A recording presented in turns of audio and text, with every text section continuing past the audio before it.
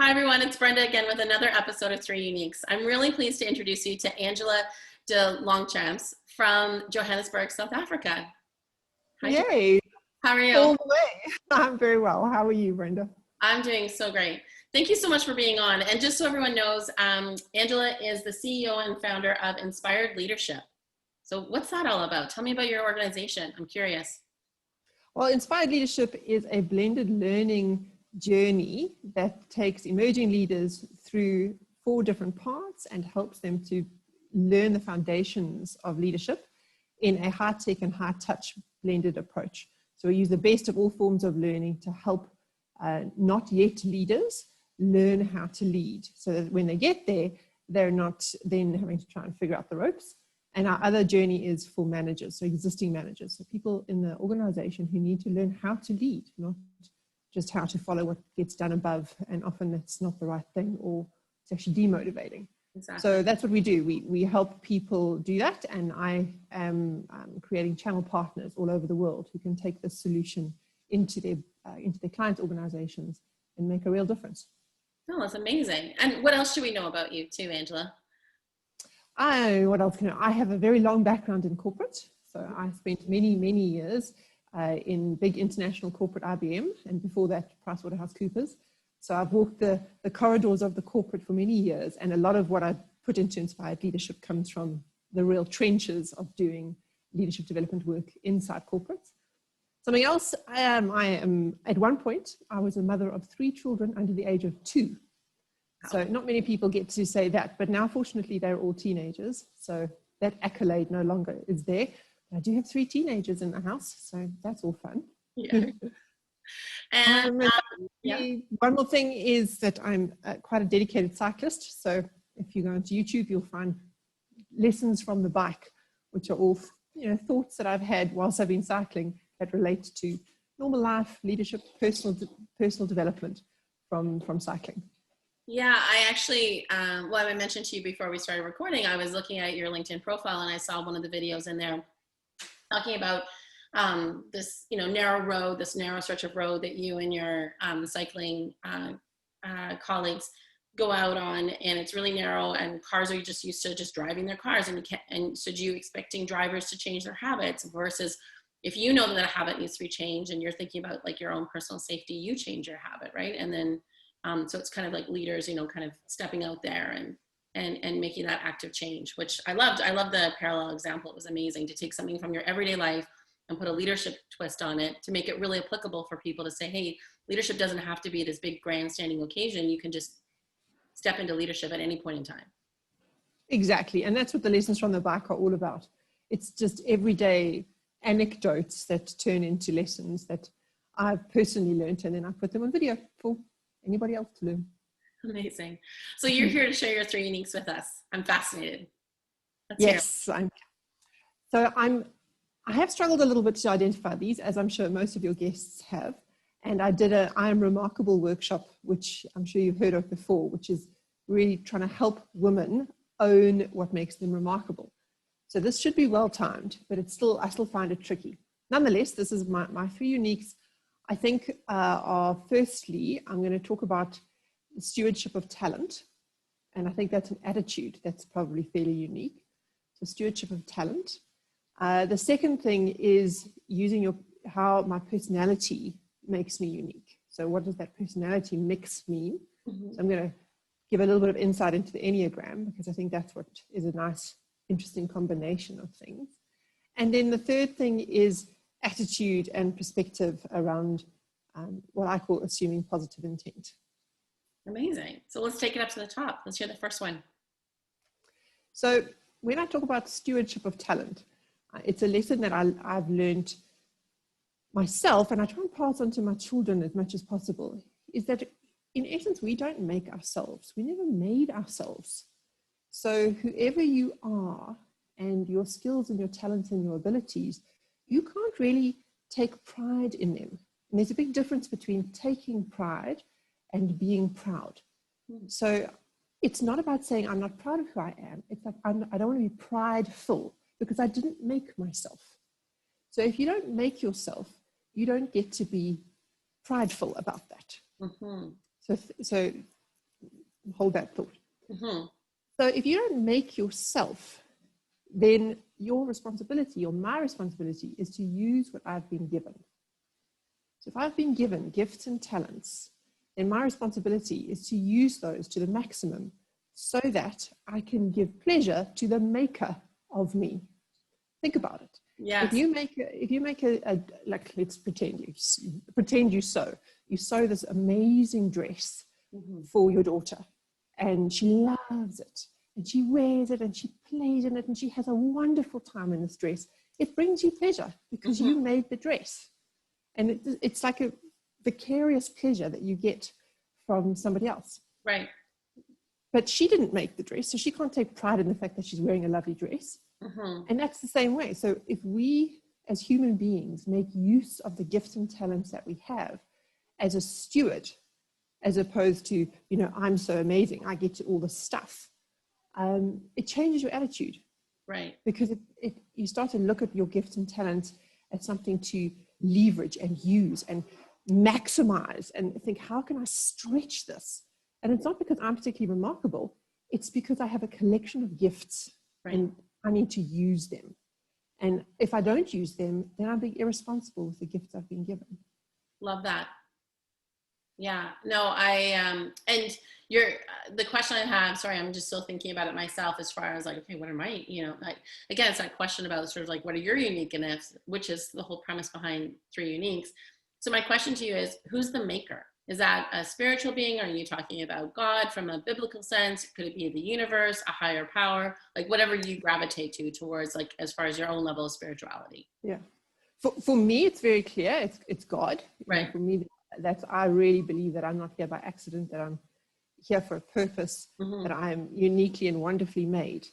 And that package of me has been decided. It's not like it was an accident, some random collection of atoms that mm-hmm. joined and whoops, there I was. Right. So I don't believe it's random. I believe there's purpose behind it. Mm-hmm. And if I can find what I was created for through using my gifts and talents, then I'm serving my purpose. That's what I believe. Lovely. That's nice. Thank you very much for sharing that. And then your second unique. So my second unique is kind of related to the first one, but have you ever done any Enneagram work? Yes. So like you're talking about like a personality profile testing. Yeah. Yes. Mm-hmm. I've done loads of these, as many people in our kind of profession have done loads of different things. But what the Enneagram gave me was a little bit of language that I can use to express this to other people. Mm-hmm. And so when I do an Enneagram conversation, or I do an assessment with somebody else, and I say I'm an Enneagram 3 with a major leaning into 7, people understand what that means. Right. And and for an entrepreneur and a business person, to have a 7-3 combination is actually wonderful, because if you basically the 7 is a lot of ideas, new things. How could we get better? Creativity. What else is out there? Mm-hmm. So it's a wonderful requirement for strategy. So where do we go with this? But if you only have a 7, then it's like, oh, you can just have lots of ideas, and then we all sit around with lots of ideas. Right. Nothing actually turns into a reality. And I'm just really blessed to have the 3, because the 3 is the make things happen, the drive, the push through, the get it from idea to action. Right. And I mean, I look around at the people I know, and the many people I've assessed using that same instrument, and it's not like I'm absolutely not the only person who has this combination, but I think I'm really uniquely positioned to be able to do this job, because I've got both. And that makes me, I'm really grateful, but also says not everybody gets this, which is one of the reasons why I created Inspired Leadership, because I realized not everybody has this. So if I can help and give something to you that will enable you to be more effective, then yay, that's a good use of my gifts. Amazing. So you're the idea generator and you make it happen. Yes. There are lots of things that I don't do, but those 2 for an entrepreneur are very, very handy.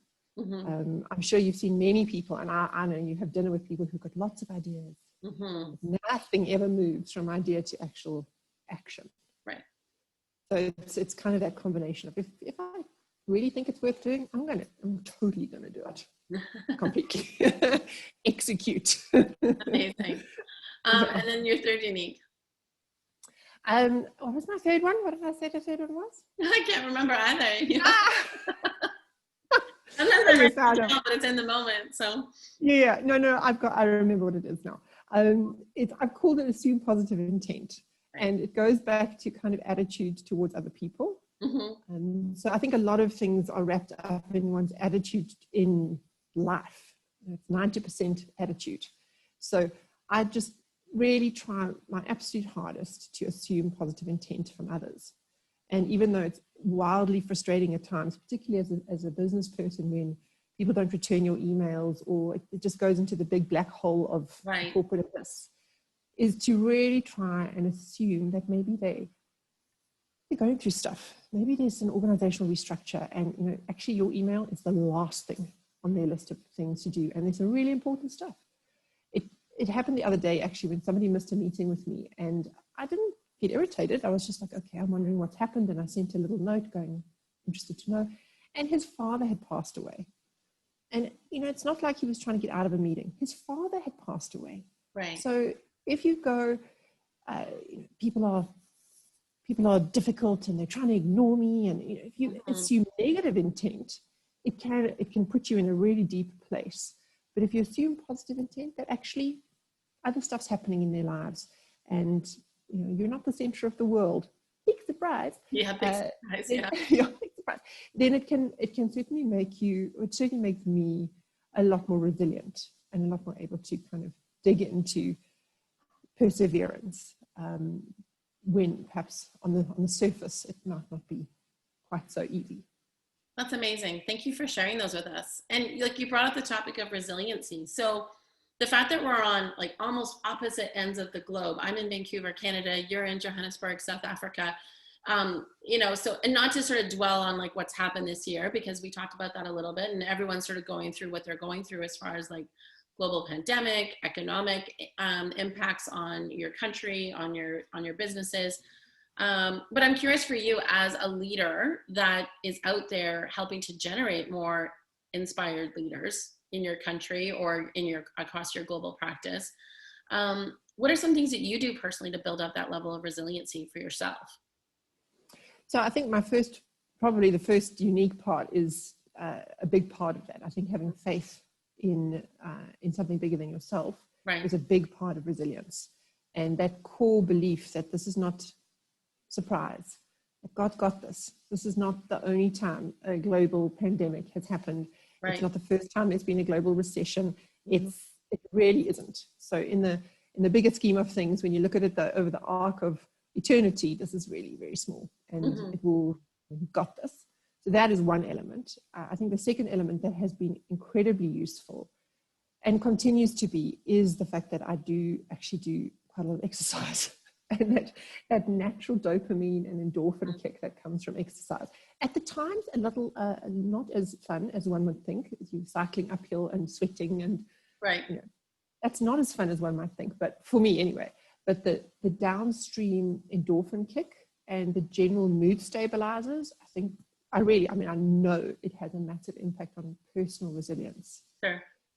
So that, and then probably the third element of resilience, which has been very, very, very important, is, I want to call it network, but it's actually just human beings, other people. And in Inspired Leadership, we have a real global connection of a global community of people. And so even though this whole pandemic has been really hard for businesses, we've had this connection of people all doing things and moving in the right direction. We were resilient to the change. We developed a whole different way to market. I mean, it was just a wonderful way of kind of realizing that the world is not such a big place when you're all connected digitally, as you and I are right now demonstrating. Absolutely. Yeah. And to get out there. And that's something that I talked about with you before we started recording as well. It's just, get out there. Like there's people in my network that I've had there for a while, and they live in all parts of the world. And the majority of my network for sure is in Vancouver, and Canada is in the United States, just with companies that I've worked with. But as I mentioned earlier, it's like I have connections in Belgium and France and Norway and South Africa. And so it's just like reach out to people and see what's going on. And when you talk about leadership or resiliency or the things that make you unique, after now interviewing a few people during this journey, there's again a lot of synergy that we have across the world. Countries, boundaries don't really separate us. And when we've got the technology, let's use it to our advantage, and, you know, and break down some of those silos and those barriers sooner, faster, easier. And so instead of staying in our sort of like insular little buckets, like there's a whole world out there, literally, and I don't want to sound too cliche, but at our fingertips that we can access. And, you know, that's kind of the whole impetus behind 3 Unique. So thank you for sharing that about resiliency. I think that's really important. And then, you know, a question that I have for you is, you know, what would you do, or what could you do if you knew you could not fail?